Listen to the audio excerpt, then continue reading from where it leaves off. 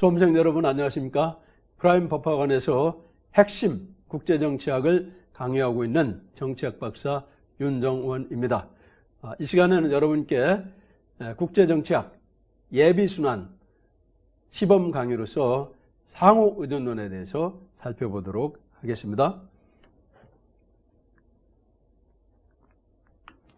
자, 이번 시간의 강의 내용은 자유주의 이론을 전체적인 개요를 설명하는 그런 동영상에서 말씀드렸습니다만은 요 위치에 있는 그런 것입니다. 자유주의 이론 중에 5번째 위치에 있는 내용이 되겠습니다.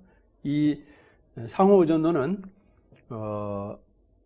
굉장히 중요한 거고요. 요즘 국제사회가 서로 밀접하게 연관되어 있다고 그러잖아요.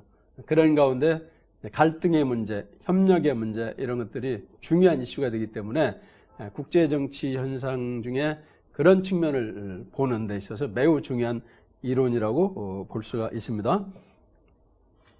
자, 강의 순서는요.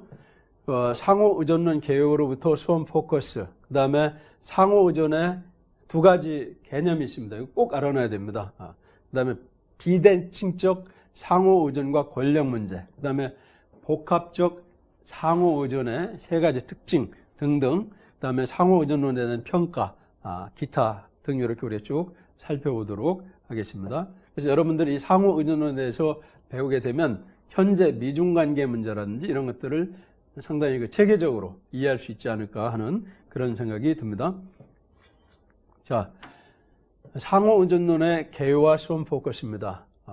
상호의존론은 로버트 코헨과 조셉 나이가 파워 앤 인터디펜던스, 권력과 상호의존이라는 책에서 체계적으로 제시한 이론이 되겠습니다. 그래서 이 이론은 기본적으로 이 세력균형론자들, 고전적 현실주의자들은 국제정치라는 게 주로 국가 대 국가 간에 일어나는 현상이다라고 이렇게 봤는데, 코헨과 나이가 보니까 그런 것 같지 않은데 국가끼리도 이렇게 국제정치 현상을 표출시키지만 국가적 행위자가 아닌 초국가적 기구로서의 국제기구라든지 혹은 국가 내에 비국가적 행위자로서의 어떤 정당, 사회단체, 이익집단 또 어떤 개인들도 국제정치에서 중요한 영향을 미치더란 말이죠. 그래서 그런 측면을 살펴봐야 되고 그런 측면의 중요성이 점증하고 있다. 그러니 국가 중심만으로 보면 안 된다라고 하면서 국가 중심의 고전적 현실주의를 비판하면서 나온 자유주의 이론 중에 하나이다. 이렇게 보겠습니다. 자, 그러면은 수험 포커스는 우선 이 현실주의를 비판하고 나선 게 상호의존론이기 때문에 그 차이가 뭐냐? 특히 상호의존론은 현실주의가 보는 그러한 모습에서 무엇이 잘못됐다고 생각하느냐, 이런 것들을 잘 우리가 이해할 필요가 있습니다. 그 다음에 상호의존론의 두 가지 중요한 개념, 민감성, 취약성. 상호의존론 배웠는데 민감성하고 취약성 모르면 안 배웠다고 해도 별반 차이가 없습니다. 매우 중요한 개념이고 이 이론을 설명하는 데 있어서 일관되게 우리가 알아야 되는 겁니다. 그 다음에 이 상호의존이 되어 있긴 있지만 복합적으로 의존되는 것을 복합적 상호의존이라고 합니다. 뒤에 가서 자세히 살펴봅니다. 거기에 특징이 있습니다. 그 특징이 뭐며 그 내용은 뭔가, 이것을 이해할 필요가 있고요. 그 이론에 대한 어떤 타당성과 어떤 한계, 그 다음에 동아시아나 어떤 미중관계 이렇게 살펴보면 이 상호의존이 점증해지는 그런 모습을 보여왔는데 그런 것들이 과연 동아시아나 어떤 범세계적인 평화에 기여하고 있는지, 그렇지 못한지, 미중 간에 상호의존이 되는 가운데 서로 도움을 주고받고 하지만 그 속에서 갈등이 있는데 그것이 평화적으로 관리될 것인지 아니면 큰 전쟁으로 이어질 가능성이 있는지, 이런 것들을 우리가 살펴볼 필요가 있고 그런 것을 살펴보는데 도움이 되는 이론들이 바로 상호의존론이다. 이렇게 보시면 되겠습니다. 자, 등장 배경으로 보면은 이 국제정치 현상을 쭉 살펴보니까 국가 이외의 비국가적 행위자들의 국제정치적 영향력이 점증하고 있더란 말이에요. 이걸 놓치면 안 되겠단 말이에요. 국가 중심의 어떤 국제정치 현상만 보면 안 되겠다라고 이렇게 생각을 했다는 거죠. 두 번째는 국제정치가 현실주의자들은 주로 군사 안보 문제라든지 국가의 생존이라든지 국가 권력의 증대라든지 이런 데에 관심을 두고 있는데 그런 것 이외에 다양한 이슈가 많이 등장하게 됐고요. 그런 것들도 같이 봐야 된다 이렇게 생각하면서 이 국제적 이슈의 다양화, 확산 이런 것을 살펴봐야 되는데 그런 현상이 실제로 있더란 말이죠. 그러니까 현실주의자들이 그런 걸 잘 안 보더란 말이죠. 그런 면에서 이제 상호 의존론이 등장했고요. 그 다음에 70년대 들어서서 미소 간의 동서 대탕트가 이루어지게 되면서 서로 핵 군축을 한다든지 군사적 신뢰 구축 노력을 한다든지 군비 통제를 한다든지 그러면서 군사력의 중요성이 좀 줄어들기도 하고요. 또 미국은 군사적으로 초강대국이지만은 저 월남에 베트남 정글에서 싸우다가 졌습니다. 이 큰 군사력이라는 게 국익 증진에 무슨 의미가 있는가? 그러면서 군사력의 중요성이 생각보다 크지 않다. 그런 시각들이 나타나게 됐고요. 그런 것들. 그 다음에 미국이 초강대국이지만 이른바 70년대 초반에 어떤 오일 쇼크나 이런 데 직면하게 되면서 경제가 휘청하다고 란 말이죠. 군사적으로는 초강대국인데 휘청한단 말이죠. 그러면서 이제 군사력이라는 게 전통적으로 매우 중요하고 이것 가지면 뭐든지 다 할 수 있었는데 그게 아닌 것 같다 이렇게 되면서 그런 것이 아닌 그런 다른 것들의 중요성을 이렇게 바라볼 필요가 있다 이렇게 되고요. 실질적으로 세계적으로 보면 자유무역 질서가 확산되고 자리 잡게 되면서 많은 국가들의 교역량이 증진되면서 경제적 상호의존이 증진되고요. 그런 것들이 정치적 영향을 미치고 하는 그런 것들이 현실적으로 나타나더란 말이죠. 그러니까 그런 가운데 국가 간의 안보나 권력을 둘러싼 투쟁이나 이런 것보다는 국가는 물론이고 뭐냐 다른 비국가들 간의 수많은 관계 속에서의 상호 의존의 모습을 보면서 거기서 국제 정치와 관련된 어떤 현상을 분석하고 또 더 나아가서 어떤 협력과 어떤 갈등의 문제, 갈등의 관리의 문제 이런 것들을 생각해 봐야 되지 않느냐 그런 배경하에서 상호 의존론이 등장했다 이렇게 보시면 되겠습니다. 자, 그런데 이 상호 의존을 얘기할 때는 두 가지를 잘 파악을 해야 됩니다. 상호 의존에는 두 가지가 있다고 했습니다. 이게 출발입니다. 이거를 제대로 이해해야만 그 다음 우리가 계속 이해를 할 수 있고요. 논리적으로 이것을 공부해 나갈 수가 있습니다. 그런데 상호 의존이 뭔가라고 봤을 때 먼저 코헨과 조셉 나인은 의존이라는 것을 그 책에서 이렇게 정의하고 있습니다. 제가 원서를 직접 보고 이렇게 따온 겁니다. 외부의 힘에 의해 결정되거나 중대하게 영향을 받는 상태다. 남에 의해서 영향을 받는 상태다. 이렇게 보시면 되겠죠. 의존입니다. 근데 상호 의존은 사실은 서로 그런 의존 상태에 있다는 거죠. 그래서 코헨과 조셉 나인은 그냥 뮤추얼 디펜던스다. 상호 의존 상태다라고 하는데 이걸 이제 묶어가지고 인터 디펜던스다라는 용어로 이렇게 표현하고 있습니다. 그래서 다른 국가들 관계 속에서 혹은 어떤 다른 집단이라는 관계 속에서 상호작용적인 효과가 일단 나타나면 상호 의존 관계다 이렇게 볼 수 있다라고 개념을 정의를 했는데 여기서 중요한 것은 상호 의존을 통해서 공동의 이익을 창출하게 될 것이다. 보통 우리가 그렇게 생각하는데 두 저자는 이익도 발생하지만 상호 의존에 따른 여러 가지 부담과 대가를 치러야 되는 비용도 발생할 수 있다고 같이 봤다는데 특징이 있습니다. 상호 의존만 하면 무조건 좋은 것은 아니다. 비용과 대가가 치러질 수도 있다. 그렇기 때문에 결국 상호 의존하에서 협력의 문제도 발생할 수 있고 갈등의 문제도 발생할 수 있다라고 봤다는 것을 우리가 잊지 말아야 됩니다. 자, 그러면은 두 가지의 상호 의존이 있다고 그랬는데 뭘 제시했냐면은 민감성 상호 의존과 취약성 상호 의존입니다. 영어로는 sensitivity interdependence, vulnerability interdependence 이렇게 되어 있죠. 그래서 민감성 상호 의존이라는 것은 어떤 외부의 변화가 있을 때 한 나라가 거기에 대해서 어떤 행위자가 대응을 해야 되잖아요. 근데 새로운 대응이나 정책을 하기 전까지 그 외부의 변화로 해서 감수해야 되는 비용이나 대가가 있다는 거죠. 그래서 cost before policy, 어떤 정책을 만들기 이전에 감수해야 되는 외부의 변화에 의해서 그 비용을 바로 민감성 상호 의존이다 이렇게 얘기를 했습니다. 예를 들어서 중동 국가가 석유가를 갑자기 올렸습니다. 그러면 새로운 대응책이 나타나기 전까지는 비싸게 석유를 사와야 되겠죠. 석유가가 비싸면 그게 국내 경제에 영향을 미쳐가지고 경제 혼란이 오겠죠. 거기서 또 비용이 발생하겠죠.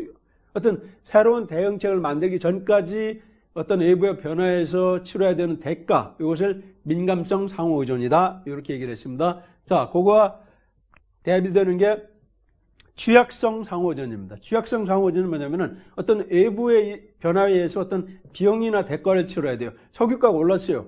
막 비용과 대가를 치르고 있잖아요. 그러면 어떤 행위자는 반드시 대응 정책을 만들겠죠. 그죠? 그렇습니까? 네. 그러면은 어떻게 되겠어요? 그 새로운 정책에 의해서 어느 정도 비용과 대가를 줄여나갈 수 있겠죠. 그런데 그런 새로운 정책을 폈음에도 불구하고 아직 해결되지 않는 비용과 부담이 있다면 그거를 cost after policy, 정책 이후의 사후적 비용이다라고 해서 외부의 변화에 대해서 대응을 했음에도 불구하고 해결되지 않는 것으로 인한 비용과 부담. 지금 석유가가 올랐어요. 그래서 석유 수입을 다변화시켰고요. 그 다음에 대체 에너지를 이렇게 확대했어요. 그럼에도 불구하고 계속 석유가가 오름으로써 비용과 대가를 치러야 되는 해결되지 않은 비용과 대가, 이것을 취약성 상호 의존이다 이렇게 얘기를 했습니다. 그 개념을 여러분이 우선 잘 알고 있어야 됩니다. 그런 가운데 어떻게 얘기를 했냐면은 이 민감성과 취약성은 국가마다 다를 수 있다라고 봤습니다. 그래서 민감성과 취약성이 높으면 높을수록 큰 소리를 내기를 어렵습니다. 왜냐하면 자기가 부담하는 비용이 크기 때문에요. 민감성과 취약성이 낮은 국가일수록 행위자일수록 큰 소리를 칠 수가 있습니다. 왜냐하면 비용과 대가가 정책 사전적이든 사후적이든 적을 수 있기 때문에요. 그래서 민감성이나 취약성이 비대칭적으로 낮을 경우에는 그 이슈 영역에서 강대국이 된다. 이렇게 봤습니다. 그런 가운데 바로 이런 상호 의존의 비대칭성에 의해서 국가 간의 권력 관계가 발생하고요.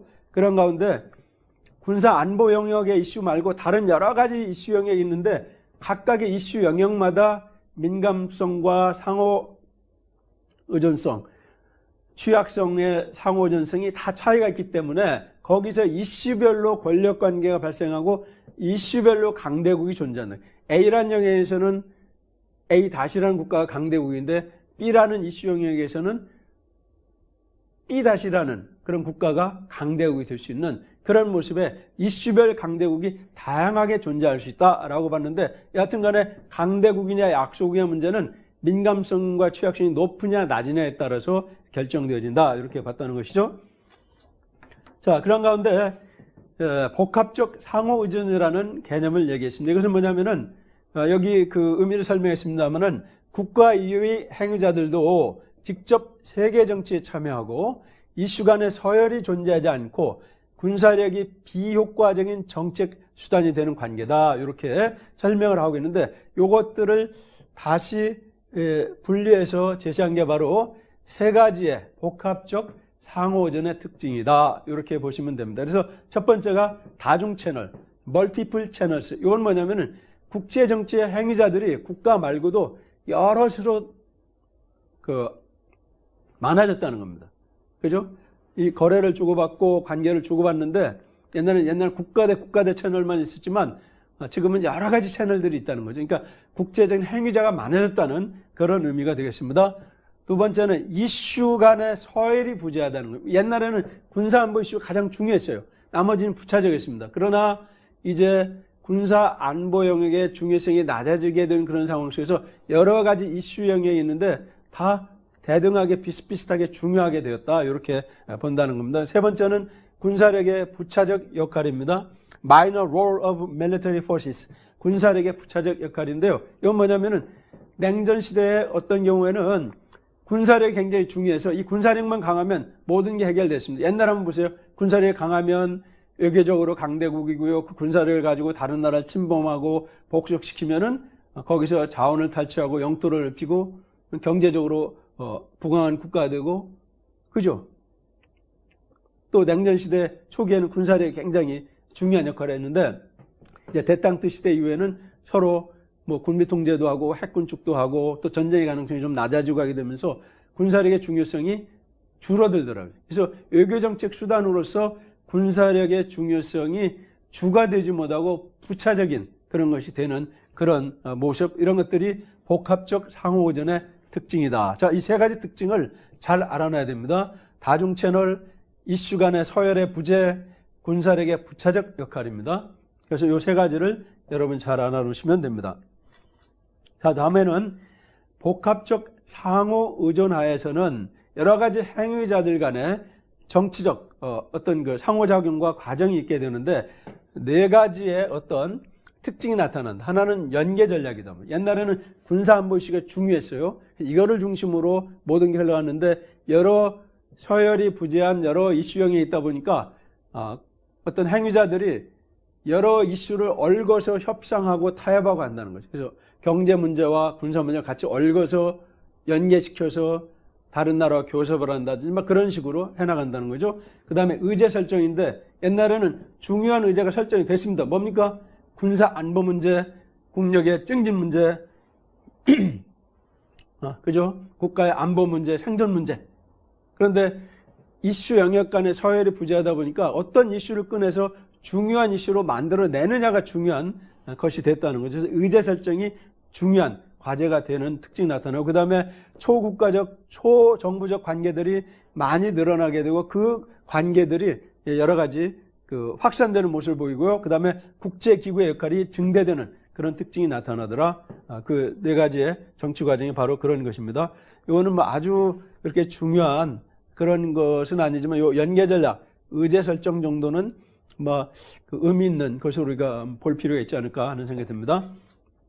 자, 그러면은 이 상호의존론이 현실주의를 비판하고 등장했다고 그러는데 그러면 이 현실주의와 상호의존론, 특히 복합적 상호의존 체계 하에서의 정치 과정의 차이가 뭔가 이런 것을 우리가 살펴봐야 되겠죠.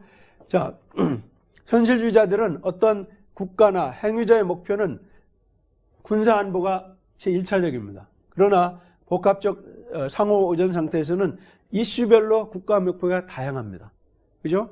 그 다음에 국가 정책의 수단은 현실주의자들은 군사력이 가장 효과적이라고 보여요. 그러나 복합적 상호의존 체계에서는 이슈별로 다양한 권력 수단이 있고요. 거기서 민감성, 취약성의 비대칭성 문제를 둘러싼 다양한 이슈별 권력 관계가 발생한단 말이죠. 그렇기 때문에 어떤 국가의 정책 수단에 있어서 이슈별로 적합한 권력 자원이 있느냐 없느냐, 거기서 내가 취약하느냐 민감하느냐, 그 정도가 낮으냐 높으냐 이런 것들이 중요한 수단이 된다는 거죠. 그 다음에 의제 형성에 있어서도 현실주의자들은 군사 안보 문제 이런 것들이 중요하고요. 그런 것을 중심으로 논하고요. 나머지는 부차적인 것으로 보지만 복합적 상호의존 체계에서는 모든 이슈가 대등하기 때문에 그 속에서 움직이는 그런 모습들을 같이 봐야 된다 이렇게 보고요.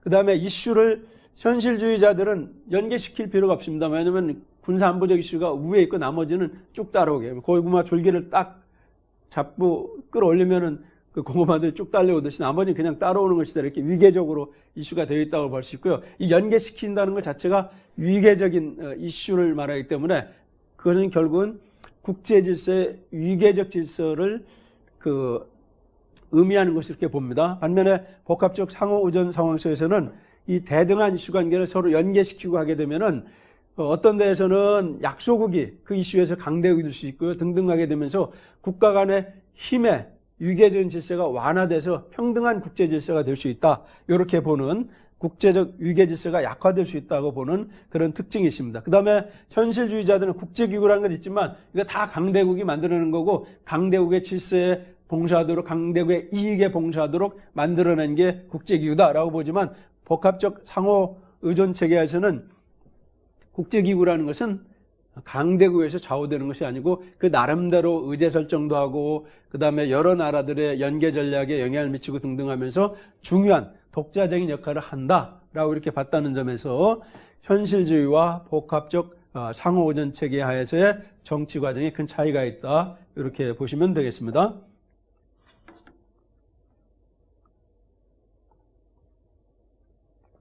자, 다음은 이 상호 의존하에서 국제 정치가 움직이는 모습이 있는데 어느 한 측면을 봐가지고는 다 판단하기 어렵다는 거예요. 우리가 뭐 코끼리를 볼 때 다리를 만진 사람, 뭐 배를 만진 사람, 꼬리를 만진 사람, 뭐 뿔을 만진 사람, 코를 만진 여러 사람이 있게 되는데 결국 국제 정치라는 것도 여러 측면에서 같이 봐야 된다 이렇게 봅니다. 그런 가운데 네 가지의 모델을 제시했습니다. 첫째가 경제과정 모델이고요. 두 번째가 총체적 권력 구조 모델이고요.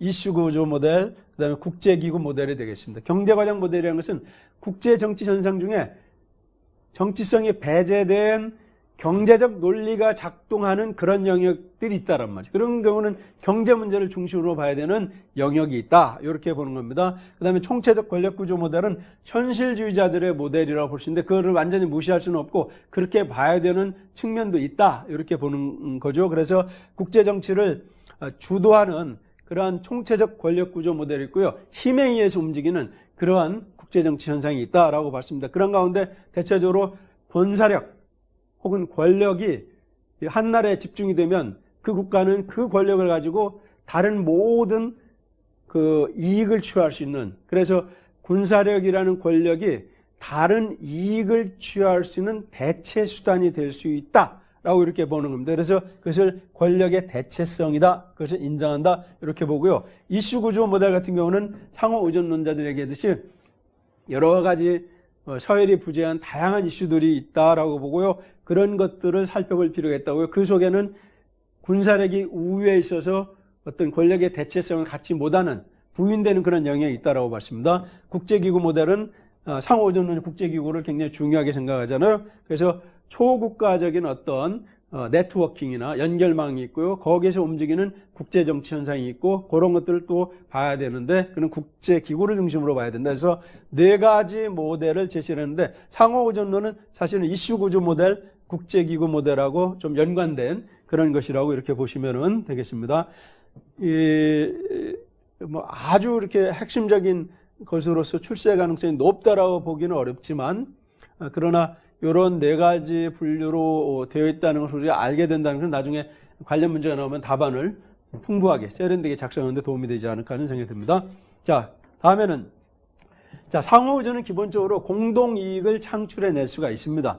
창출해낼 수 있는데요. 그러면은 상호의존하는 것이 국가 간의 평화나 어떤 안정에 도움이 되느냐 하는 것도 국제정치적으로는 중요한 이슈잖아요. 그런 가운데 상호의존론자들은 상호의존이라는 것이 안보에 대한 효과를 갖는다. 그것을 상호의존의 안보 외부 효과라고 합니다. 용어로는 security externality, 외부성, 외부 효과 이렇게 봅니다. security externality, 안보 외부 효과, 상호의존의 안보 외부 효과 굉장히 중요한 용어입니다. 이거 여러분들이 알아놓으셔야 됩니다. 그래서 이건 뭐냐면은 상호의존화에서는 전쟁 가능성이 낮아지고 그로 인해서 국제사회의 평화가 증진될 수 있다고 보는 겁니다. 그래서 상호의존의 긍정적인 안보 외부 효과다. 이렇게 여러분이 보시면 됩니다. 그럼 왜 그러느냐? 서로 상호의존하게 되냐면은 민감성이 높고요. 만약에 취약성이 높게 되면은 내가 함부로 내 마음대로 할 수가 없어요. 그죠? 그래서 어떤 그런 가운데 함부로 무력 사용을 하는 것도 하기 어렵습니다.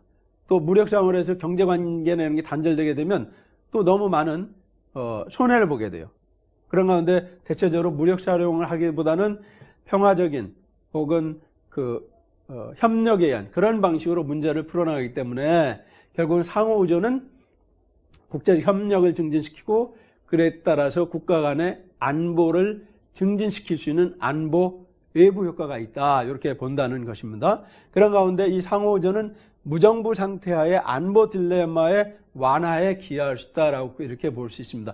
안보 딜레마라는 것은 나의 안보를 위해서 내가 군사력을 강화시켰는데 그것을 상대방의 위협으로 생각해서 자신도 군사력을 강화시키다 보니까 피차 서로 자신의 안보를 증진시키려고 군사력 경쟁을 막 하다 보니까 피차 안보가 위협당하는, 나의 안보를 강화시키려고 했는데 결국 나의 안보 위협이 증대되는 그런 딜레마에 빠지는 것을 안보 딜레마로 하는데 국제 안보론에서 이것을 구체적으로 좀 더 다루게 되는데 그런 안보 딜레마를 완화시킬 수 있다. 안보 외부 효과에 따라서 그렇게 주장하고요. 또 대표적으로 자유무역이 증진되게 되면 그러한 어떤 그 상호 간의 안보가 증진될 수 있다라고 이렇게 봅니다. 왜냐?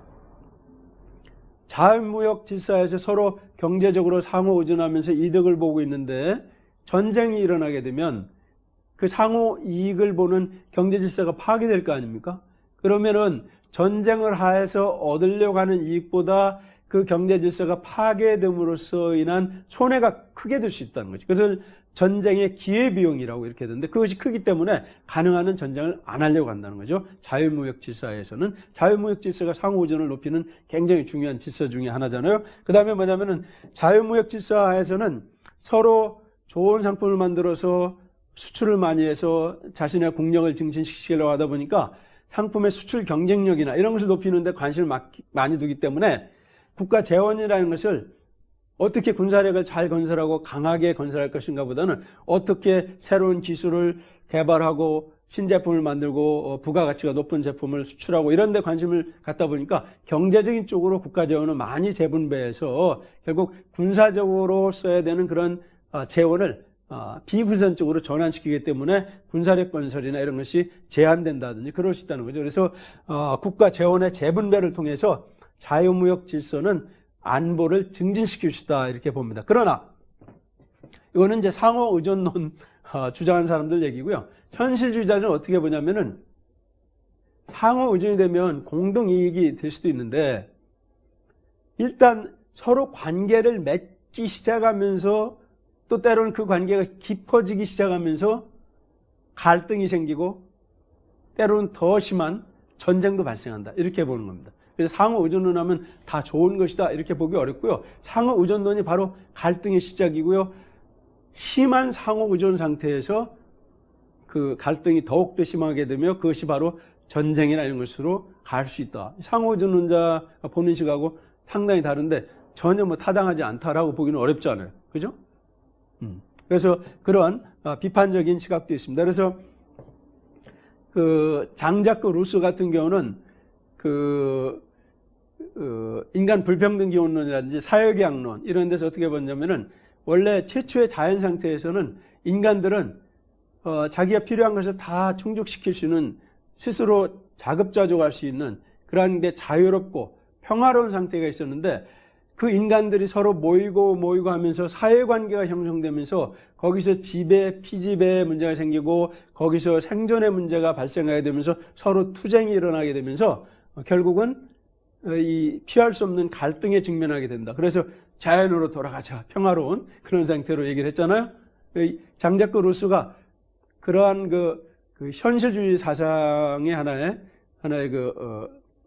계보 속에 있습니다. 계보 속에. 그래서 장자크 루소 같은 경우는 이 상호의존이 심하게 되는 것을 별로 바람직스럽지 않게 생각했고요. 외교정책에 이런 것은 고립주의 쪽으로 가가지고 서로 상호의존이 심화되지 않아서 갈등 자체가 발생하지 않는 게 바람직스럽다 이렇게 본 적도 있는데요.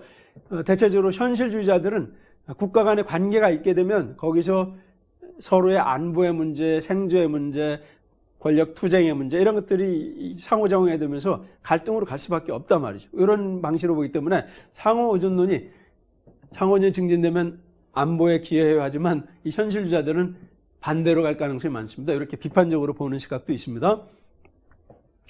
자, 그런 가운데 이제 상호의존론의 전반적인 평가를 해본다면 역시 이 국제정치에 있어서의 국가행위자 외의 비국가행위자의 증가 및 역할을 강조했고 그런 현상을 포착하게 된다. 굉장히 의미 있는 겁니다. 그 다음에 군사안보 문제 외에 다른 다양한 이슈 영역이 많이 발달했고 나타났고 그것을 주목하면서 봐야 된다. 굉장히 의미 있는 이론이죠. 그 다음에 권력이라든지 군사안보라든지 이런 것만 중요한 게 아니고요. 또 군사력만 중요한 게 아니고요. 여러 가지 차원의 권력 자원이 있을 수 있단 말이죠. 그죠? 뭐 그런 등등. 그래서 국제정치라는 것이 군사안보적인 그런 동기뿐만 아닌 다양한 동기에서 지금 이루어지기 때문에 그런 것을 같이 봐야 된다. 그러니까 현실주의자들이 보지 못하는 그런 모습의 국제정치를 보도를 했다는 데 굉장히 의의가 있는 이론이라고 볼 수가 있습니다. 자, 그러면은 뭐가 비판을 받고 있냐면은 상호주는자들은 비국가적 행위자들을 많이 강조를 했어요. 그러다 보니까 그럼에도 불구하고 잘 살펴봐봐. 국제정치가 누구 중심으로 움직이니? 국가 중심이라는 거죠. 그래서 국가의 행위자로서 중요성을 너무 과소평가했다. 그런 면에서 이제 비판을 받기도 하고요. 또 두 번째는 경제적 상호 의존 가운데서의 어떤 공동 이익 추구를 하는 경제적 합리성에 따라서 결국은 어떤 그 안보도 증진될 것이라고 봤는데, 국가 간의 어떤 전쟁과 평화의 문제는 경제적인 것 외에 다른 요소들도 많이 영향을 미칠 수 있다. 이렇게 봤다는 겁니다. 그런 데 있어서 경제적인 이유를 가지고 그 경제적 협력이 안보 증진을 가져올 것이다 라고 본 것이 너무 단편적이지 않느냐, 이렇게 비판이 제기될 수 있겠죠. 그 다음에 또 하나는 경제적 상호전이 일어나게 되면은 공동이익만 이렇게 발생하는 것이 아니고요.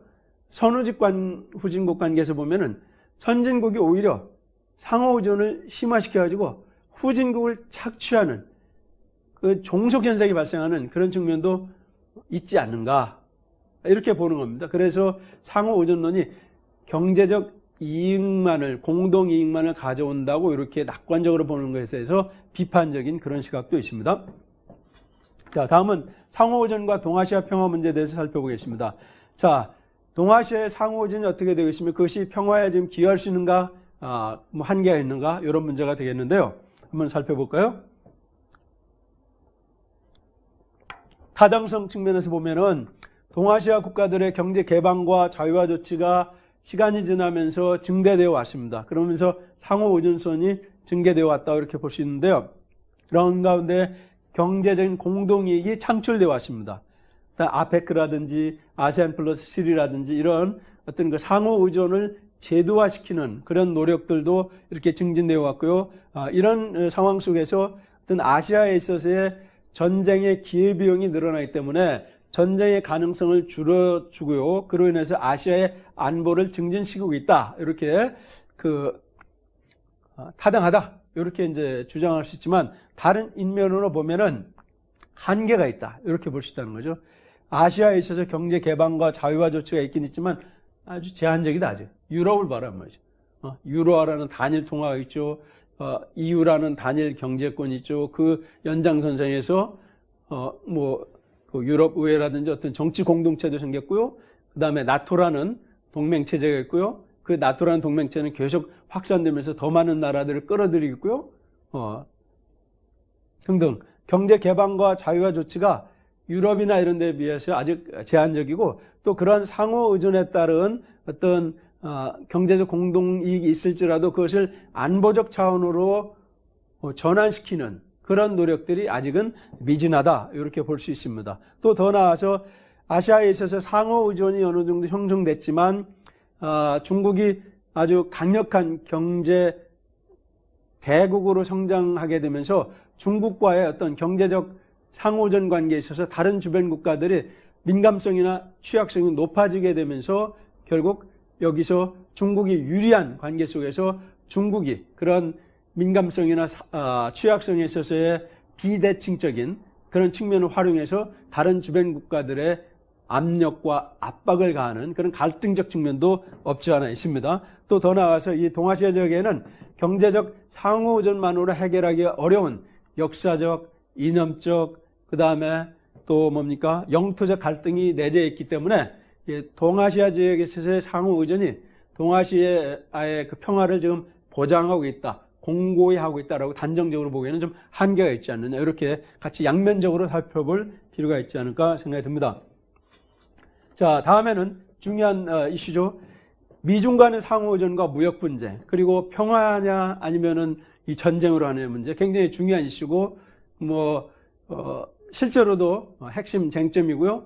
어떤 그 국제정치 이론 차원에서 매우 관심이 있는 그런 내용이라고 볼 수가 있습니다. 자, 여기 좀 데이터를 제시했는데요. 미중 간의 경제적 상호의존과 민감성, 취약성이 어떤가 한번 살펴볼게요. 자, 미국의 대중국 무역 의존도는 16.3%입니다. 중국의 대미 의존도는 14.3%입니다. 각각 1위입니다. 상당히 민감성이 높죠. 그죠? 상대방과 무역 규모가 많다는 것은 민감성이 높다는 겁니다. 특히 이제 수입 수출로 나눠보면은 미국은 중국에 대한 수입 차원의 민감성이 높습니다. 중국 거는 워낙 많이 가지고 들어오기 때문에. 사실 그래서 중국의 어떤 값싼 제품이라는 것이 미국 서민들에게, 시민들에게 잘 공급되지 않으면은 미국 국민들의 불만을 표출할 수 있고요. 미국의 물가가 오를 수도 있습니다. 그죠? 그런 것들은 취약점이 될 수 있고 또 민감성이 될 수도 있습니다. 그 다음에 중국의 입장에서 보면은 미국의 18.9%에 수출합니다. 이 데이터에 의하면은, 최근 데이터입니다만은, 그렇기 때문에, 미국의 수출길이 막히게 되면 굉장히 타격이 큽니다. 그래서 수출의 민감성도 크고요. 어떤 다른 지역으로 수출을 다변화하는데도 워낙 비중이 크니까 한계가 있으니까 변화를 시도한다고 해도 잘 안 되니까 새로운 어떤 변화 시도의 정책을 하더라도 해결되지 않는 손실과 대가가 많다는 건 취약점이 크다. 이렇게 볼 수가 있잖아요. 그래서 전체적으로 보면은 민감성 상호 의존에서 보면은 중국이 미국에 비해 수출 민감성이 아주 높습니다. 그래서 결국은 이 분야에 있어서 민감성이 높다는 것은 약소국이라는 소리입니다. 그죠? 그래서 미국이 중국의 대중 수출 문제를 가지고 중국을 압박할 수 있죠. 지금 그렇게 하고 있잖아요. 그런 모습을 볼 수 있고요. 그 다음에 취약성 상호 의존에서 보면은 미중이 무역 전쟁 상황에서 상호 무역 보복을 실시할 경우에 중국이 훨씬 취약합니다. 특히 이제 수출이 워낙 미국에 크기 때문에 다변화시킨다든지 뭐 그런 것들의 어떤 한계가 있기 때문에 미국의 어떤 압력에 대해서 다른 정책을 펴는데 제한이 있기 때문에 미국의 압박에 의한 손실이 어떤 일부 정책 변화를 시도하더라도 제대로 다 해결되지 못하고 그대로 많이 남기 때문에 그건 결국은 cost after policy, 어떤 정책적 대응을 함에도 불구하고 해소하지 못한 비용이 많다는 것은 취약점이 높다는 거죠. 그래서 중국은 민감성과 취약성 면에서 미국에 비해서 높습니다. 무역 관계에서. 미국은 상대적으로 낮습니다. 그러면은 이 상호 의존의 무역 관계 속에서 누가 강대국이냐? 비록 미국이 무역 적자를 많이 보고 있는 데서는 약소국이라고 볼 수 있지만, 그러나 무역 경쟁을 하는 데 있어서는 취약성이 적기 때문에 위에서 중국의 압박을 가할 수 있는 그런 가능성이 있습니다. 자, 이런 가운데 미중 무역 분쟁 추이를 보게 되면요, 작년에 쭉 3단계에 걸쳐서 이렇게 이루어졌는데요, 약 5천억 달러의 수출을 중국이 미국에 대해서 하는데 거기에 약 2,500달러 정도에 대해서 고율의 보복 관세를 먹였습니다. 앞으로 2,500억 달러 정도를 더 매길 수 있습니다. 아직 정책적 수단이 많이 남아 있습니다. 중국 같은 경우는 미국이 중국에 수출한 것은 약 1,300억 달러고 했을 때 1,100억 달러에 대해서 이미 경제 보복을 했습니다. 약 85%에 대해서 경제 보복을 했기 때문에 다른 보복 수단이 별로 남아있지를 않습니다. 그런 가운데 대체적으로 어떤 무역 보복 수단에서 우위에 있는 미국이 지금 주도하면서 이 문제를 끌고 나가고 있다라고 볼 수 있고요. 그런 가운데 미국은 중국으로 하면 너희 지금 우리한테 무역 흑자가 너무 많아. 우리의 대중 무역 적자를 해소해라. 그다음에 중국의 환율에 너희들이 임으로 개입해가지고 너희 물건이 잘 수출되도록 하는데 그런 거 하지 마라.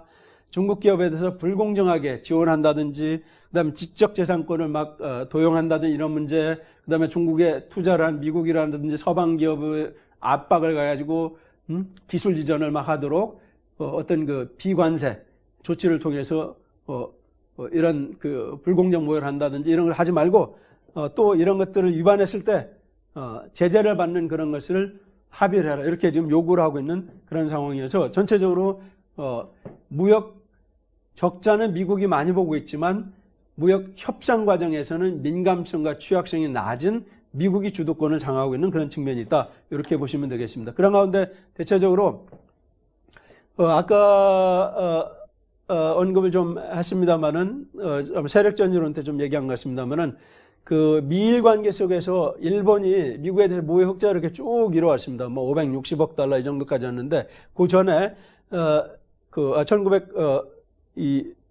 85년이군요. 85년, 95년, 85년쯤에 플라자 합의를 통해서 엔화 강세 조치를 해가지고 일본 물건이 미국에 잘 팔리지 않도록 하는 그런 조치를 하게 되면서 이제 그 탄력에서 조금 무역 흑자가 향상됐다가 일본의 대미 무역 흑자가 나중에 이제 줄어들게 되는 그런 가운데 일본이 더 이상 미국을 따라가기 어려운 상태로 이렇게 전환이 되게 되는데 지금 여기 보면은 중국도 계속 미국에 대해서 무역 흑자 이렇게 늘려왔잖아요. 미국으로서는 받아들이기 좀 쉽지는 않죠. 그렇기 때문에 무역 압박을 가하면서 이 대중 무역 적자 문제를 지금 해소하려고 그러면 시도하는 가운데 지금 무역 전쟁이 발생하고 있다고 볼 수 있습니다. 그런 가운데 이게 과연 앞으로 어떻게 할 것인가? 타협할 것인가?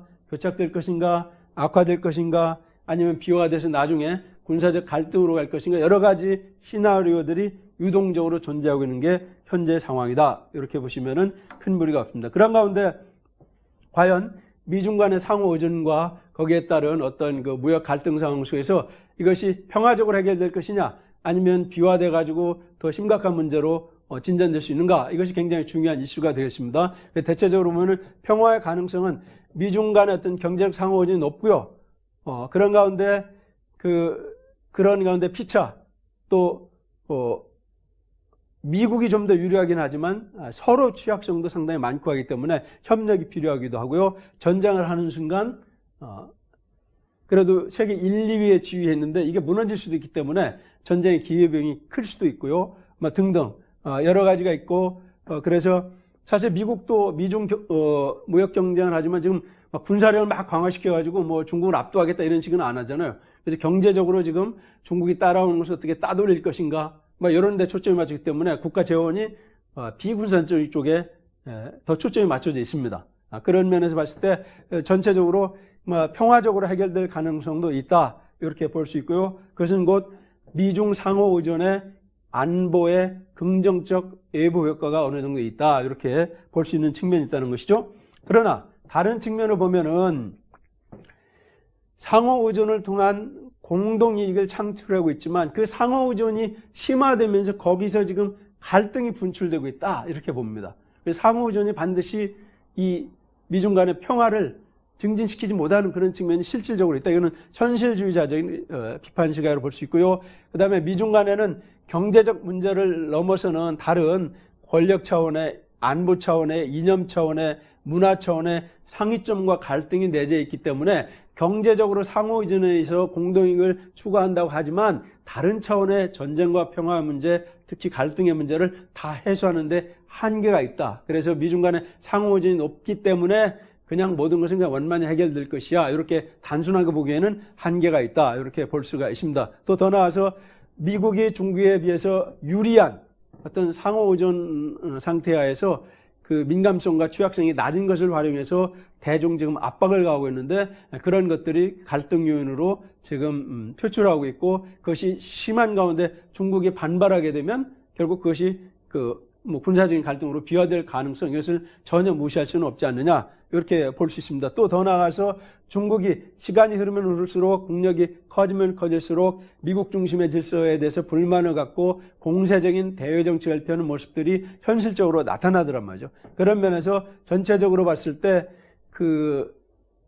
미중 간의 관계가 평화적으로 해결될 것이다. 단정적으로 보기에 한계가 있다. 이렇게 우리가 볼 수 있을 겁니다. 한번 기출 문제를 보겠습니다. 쭉 보면요. 통합이론과 상호의존론의 핵심 내용을 각각 적으시오. 상호의존론 배웠잖아요. 그대로 옮기면 되겠네요. 동북아 지역의 경제적 상호의존 증대가 동북아 지역의 평화에 기여할 것이라는 주장의 타당성과 한계를 설명하시오. 강의 안에서 다뤄봤습니다. 그 다음에 안보 딜레마 현상과 원인을 이론적으로 설명하고 이 문제의 해결을 위해 적용할 수 있는 자유주의 이론과 개념을 설명하시오. 이렇게 했습니다. 안보 딜레마를 안보 외부 효과에서 완화시킬 수 있다라고 했기 때문에 이 상호전을 통해서 일부 그것을 설명할 수 있습니다. 안보 딜레마 현상과 그 원인은 별도로 국제안보론 쪽에서 자세히 우리가 배워서 충분히 답할 수 있는 문제고요. 그 다음에 이것을 완화시킬 수 있는 자유주의론은 여러 가지가 있습니다. 상호의존론도 있고요. 그 신자유주의 제도론도 있고요. 또 더 나가서 가버넌스 이론도 적용할 수 있고요. 그다음에 통합 이론도 적용할 수 있고 여러 가지 이론들이 있습니다. 그래서 이제 자유주의 이론을 다 배우게 되면 여러 가지 이론으로 같이 병렬적으로 답을 할 수도 있고요. 어느 하나를 딱 뽑아가지고 집중적으로 답을 할 수도 있는데 여기서 보면 꼭 하나의 이론만 가지고 답을 하라는 것은 아니기 때문에 대체적으로 자유주의 이론을 포괄적으로 꿰뚫고 있는 실력과 능력을 보여주면서 핵심 개념으로 설명하면 아주 훌륭한 답이 되지 않을까 이렇게 생각을 해봅니다. 자, 한번 예상 문제 내봤습니다. 세력전이론하고 지문은 똑같습니다. 지문은 똑같은데요. 문제는 좀 달리 해봤는데요. 미중 간의 무역 분쟁이 전쟁으로 비화되지 않을 것이라는 입장과 비화될 것이라는 입장에 대하여 상호 의존론의 안보 외부 효과와 이에 대한 비판을 중심으로 비교하여 기술하여 보시오. 우리가 상호 의존론의 안보 외부 효과 배웠죠. 그것을 기준으로 미중 간의 상호 의존과 전쟁이냐 평화냐 평화의 가능성과 한계 문제 살펴봤죠. 그걸 가지고 답을 여러분이 하면은 되는 내용입니다. 비대칭적 상호의존과 권력관계를 중심으로 미중 간의 무역 갈등 해결을 위한 협상이 누구에게 유리하게 전개될 것인지 기술해 보시오. 굉장히 관심 있는 주제지 않습니까? 이것은 어떻게 보냐면은 민감성, 취약성 얘기하고요. 민감성과 취약성의 비대칭성이 권력관계를 발생시킨다고 그랬는데 그 데이터나 이런 걸 봐서 알겠지만은 민감성과 취약성이 중국이 높고 미국이 낮기 때문에 이 비대칭적 상호의존 상황 속에서 미중 무역 분쟁이나 이런 데서 미국이 강대국 지위에 있을 수 있다는 거죠. 그렇기 때문에 협상을 유리하게 이끌어 나갈 수 있다. 이런 방식으로 기술해 나가면 되겠죠. 자, 복합적 상호의존의 주요 특징을 기술한 다음 이들을 중심으로 미중 간의 무역 갈등이 궁극적으로 중국에게 유리하게 전개될 것이다. 이런 주장을 한번 뒷받침하여 보시오. 취약성, 민감성으로 보면은 미국이 좀 우세해 있는데 이렇게 볼 수도 있지만 사실은 미국의 트럼프 정부와 지금 시진핑 정부가 중국의 시진핑 정부가 국가 차원에서 지금 대결하고 있습니다만은 미국 내에도 비국가적 행위자, 즉 야당, 민주당 세력 이런 데는 트럼프를 계속 비판하고 있습니다.